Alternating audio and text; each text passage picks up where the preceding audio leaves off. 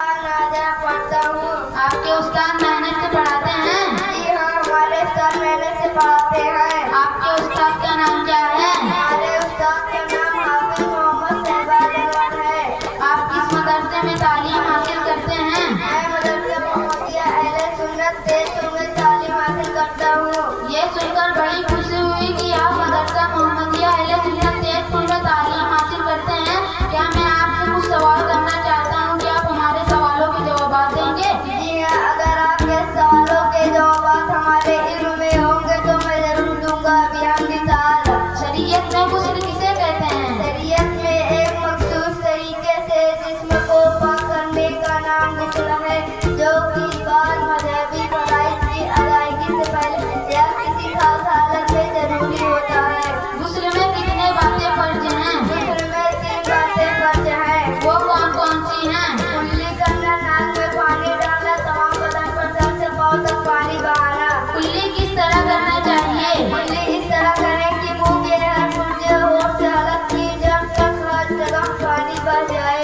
नाक में कहाँ तक पानी पहुँचाना जरूरी है? दोनों नथनों में जहाँ तक नरम जगह है वहाँ तक धुल्ला पानी को सूंघकर ऊपर चढ़ाए, ताकि बार बराबर भी जगह धुलने से न रह जाए, वरना गुस्ल ना होगा।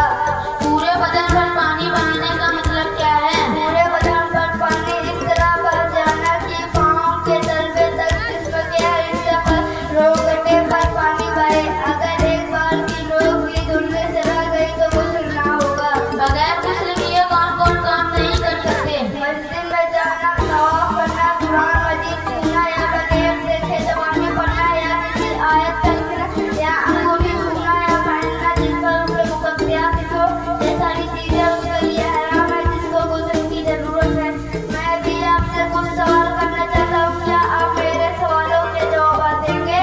जी हाँ, अगर आपके सवालों के जवाब हमारी इल्म में होंगे तो मैं जरूर दूंगा। भी हम अगर बगैर गुस्ल कुरान की आयत कुरान की नियत से न पढ़ी तो क्या हुक्म है? उसमें कोई हर्ज नहीं, जैसे तवज्जुह के लिए बिस्मिल्लाह पढ़ना, शुक्र के लिए अल्हम्दुलिल्लाह रब्बिल आलमीन पढ़ना, या मुसीबत में इन्ना लिल्लाहि व इन्ना इलैहि राजिऊन पढ़ना, या आयतुल कुर्सी पढ़े तो कोई हर्ज नहीं। इन पानियों से कुछ करना जायज है?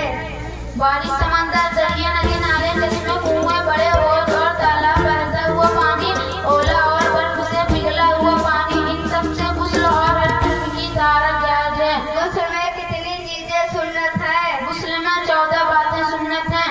इन चीजों के लिए गुस्ल करना सुन्नत है। इन चीजों के लिए गुस्ल करना सुन्नत है।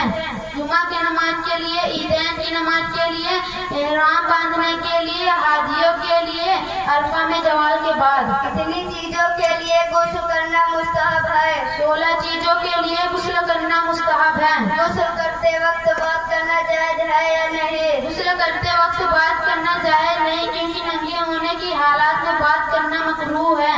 गुस्ल के लिए कपड़ों का बिल्कुल उतारना कैसा है? गुस्ल के लिए बिल्कुल कपड़ों को उतारना जायज है, बशर्ते कि वह पर्दा जगह हो, वरना कपड़ा बांध कर गुस्ल करें। अस्सलाम वालेकुम वरहमतुल्लाहि तआला वबरकातुहू।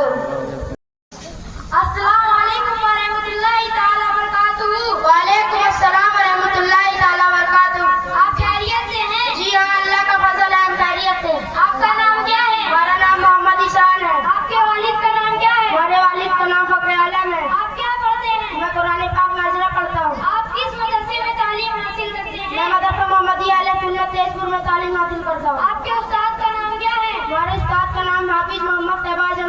आपके उस्ताद मेहनत से पढ़ाते हैं? जी हाँ, हमारे उस्ताद मेहनत से पढ़ाते हैं। ये सुनकर बहुत खुशी हुई कि आप मदरसा मोहम्मदिया अहले सुन्नत तेजपुर में तालीम हासिल करते हैं। मैं आपसे कुछ सवाल करना चाहता हूँ, क्या आप मेरे सवालों के जवाब देंगे? जी हाँ, अगर आपके सवालों के जवाब हमारे इल्म में होंगे तो मैं जरूर दूंगा। भी हम नमाज जनाजा क्या है? नमाज जनाजा एक खास दुआ है जो किसी मुसलमान के इंतकाल के बाद पढ़ी जाती है। नमाज जनाजा सुन्नत है या फर्ज? नमाज जनाजा फर्ज किफाया है, यानी अगर कुछ लोग पढ़ लेते सबकी तरफ से अदा हो जाती है। नमाज जनाजा के कितने अरकान हैं? नमाज जनाजा के 2 अरकान हैं। वो कौन कौन से हैं? वो ये है 4 तकबीरें खड़े होकर पढ़ना। नमाज जनाजा में कितनी तकबीरें कही जाती हैं? नमाज जनाजा में 4 तकबीरें कही जाती हैं। नमाज जनाजा कैसे पढ़ी जाती है? इमाम के अल्लाह अकबर कहने के बाद सब मुक्तदी भी दिल में तकबीर करते हैं और फिर दरूद और दुआ करते हैं। नमाज जनाजा में कौन सी दुआ पढ़ी जाती है?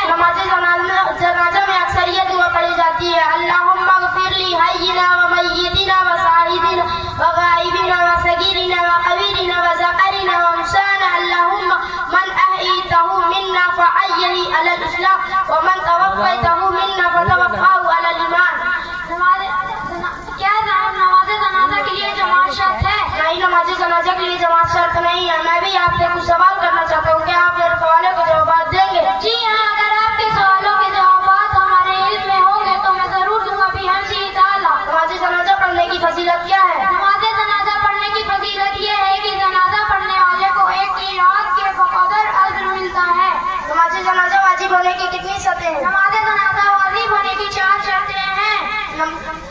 कुदरत वाला होना, बालिग होना, आकिल होना, मुसलमान होना और उसके मौत की खबर होना। नमाज जनाजा में कितनी सुन्नत मुअक्किदा है? नमाज जनाजा में 3 सुन्नतें मौक़िदा हैं। वो कौन कौन सी हैं? वो ये हैं हम्दो शना, दरूद शरीफ और मैयत के लिए दुआ। किन लोगों को नमाज जनाजा की विलायत नहीं? बच्चों और औरतों को नमाज जनाजा की विलायत नहीं। नमाज जनाजा के कितने वाजिबात हैं? नमाज जनाजा की कोई वाजिबात नहीं। नमाज जनाजा में कितने सफ़े होने चाहिए? नमाज जनाजा में कम से कम 3 सफ़े होनी चाहिए। मस्जिद में नमाज जनाजा पढ़ना कैसा है? इमाम के नजदीक नमाज जनाजा बिला उज़्र शरई मस्जिद में अदा करना मकरूह तहरीमी है। अस्सलाम वालेकुम।